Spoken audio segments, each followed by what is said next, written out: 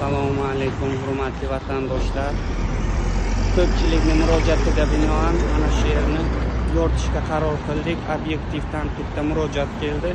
Mana shu bitta polasa bo'lib ketadi, Buxoroga ketadigan yo'l sabab mana bu yer yo'q. Bu yo'ldan ham bitta polasa. Bu yo'lga To'g'onga ketiladi, bu yo'ldan To'g'ondan kelinadi, Buxoroga kiriladi.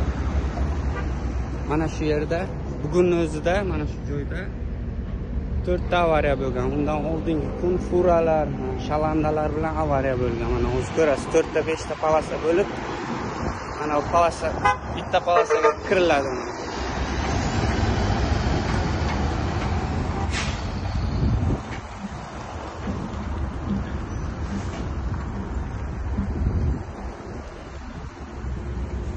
Yuqori turuvchi organlardan mana shu yerni be'tibor ko'rmasliklarini va mana bu yo'lni tezroq ta'mirlab, ikkitalik qilishlarini so'rab qolamiz.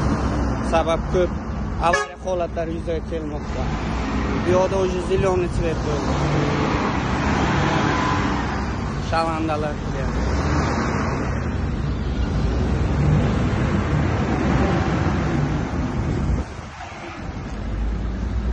Hurmatli vatandoshlar, hurmatli yuqori turuvchi organlardan e'tiborsiz bo'lmasliklarini so'rab qolamiz. Ko'p avariya holatlari mana shu opasniy joy, mana shu bitta polasalik yo'lcha.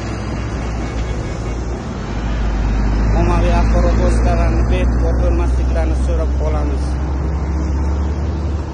Bugun bayram kuni ekan, ommaviy axborot vositalari kuni, xodimlari kuni. Barchangizni bayram kuni bilan tabriklayman va ishlaringizga omad tilab qolaman hammalaringizga.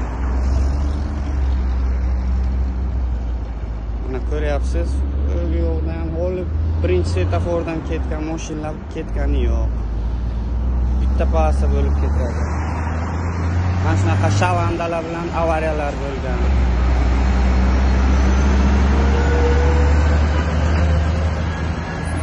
Buralar, shalandalar.